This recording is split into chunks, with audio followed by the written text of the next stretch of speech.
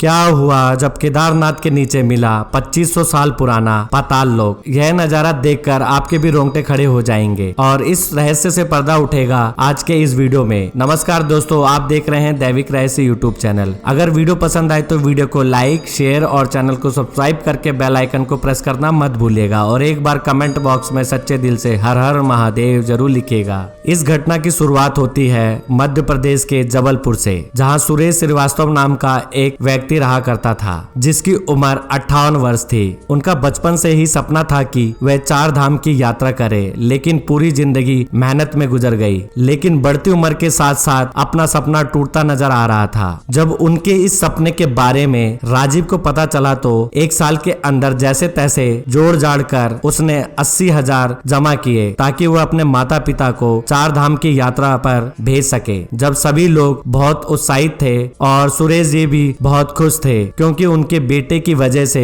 उनका सपना पूरा होने वाला था। यह घटना है 15 जून 2013 की, जब सुरेश जी अपने पत्नी के साथ 4 धाम की यात्रा के लिए रवाना हो गए। लेकिन उन्हें इस बात का अंदाजा नहीं था कि उनके इस 4 धाम की यात्रा में महादेव उनकी बहुत ही बड़ी प्रतीक्षा लेने वाले हैं। 11 जून को वो गंगोत्री पहुंच गए। उसके बाद उन्होंने यमुनोत्री में भी बहुत अच्छी तरह से दर्शन करके वह लोग केदारनाथ के लिए रवाना हो गए। 16 जून 2013 तकरीबन शाम में वह बाबा केदारनाथ में पहुंचे, लेकिन बहुत भयानक बारिश हो रही थी और देखते ही देखते उस बारिश ने भयानक बाढ़ का रूप ले लिया और कई हजार श्रद्धालु उस बाढ़ में बहकर अपनी जान गंवा चुके थे। और इस बाढ़ में सुरेश जी की पत्नी भी उनसे बिछड़ गई, लेकिन उन्होंने हिम्मत नहीं हारी क्योंकि वो अपने परिवार से पुनः मिलना चाहते थे और वह एक पेड़ को कसकर पकड़कर उस बाढ़ का सामना अकेले ही कर रहे थे। जब सुरेश जी के घर में केदारनाथ बाढ़ की सूचना गई, सभी लोग बहुत ही चिंतित हो गए क्योंकि जैसे तैसे पैसे जोड़कर उन्हें 4 धाम की यात्रा पर भेजा था। लेकिन अब संभावना यह लग रही थी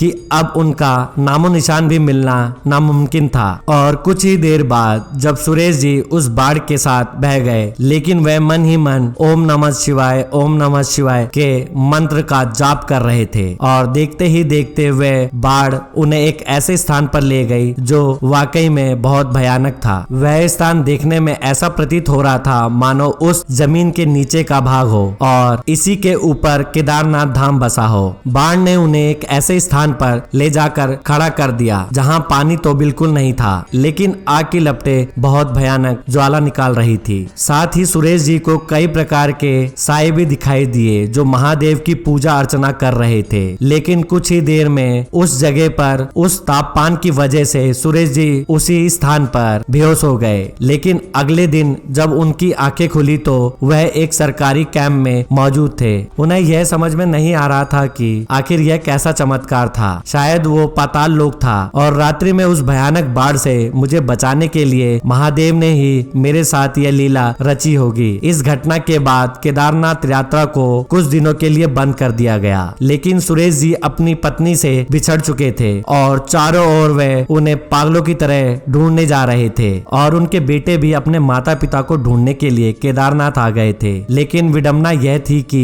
कोई भी किसी को ढूंढ नहीं पा रहा था क्योंकि वहां का नजारा रोंगटे खड़े कर देने वाला था। तकरीबन 3 दिन के बाद महादेव के चमत्कार से एक सरकारी कैंप में खाना खाते हुए सुरेश जी को अपनी पत्नी आखिर मिल ही गई। वह दोनों अब पुनः मिल चुके थे। यह महादेव का बहुत बड़ा चमत्कार था। इस घटना के बाद भी उन्होंने अपने 4 धाम की यात्रा अच्छी तरह से पूरी करी और पुनः अपने घर लौट आए, जहां उनके परिवार उन्हें जिंदा देखकर बहुत ही खुश हुए। वास्तव में यह महादेव की ही महिमा थी। इस घटना को लेकर आपके क्या विचार है, हमें कमेंट बॉक्स में कमेंट करके जरूर बताइएगा। तो दोस्तों, आज के वीडियो में बस इतना ही। अगर वीडियो पसंद आए तो वीडियो को लाइक, शेयर और चैनल को सब्सक्राइब करके बेल आइकन को प्रेस करना मत भूलिएगा। जल्दी ही मिलते एक नए वीडियो के साथ, तब तक के लिए बाय, टेक केयर।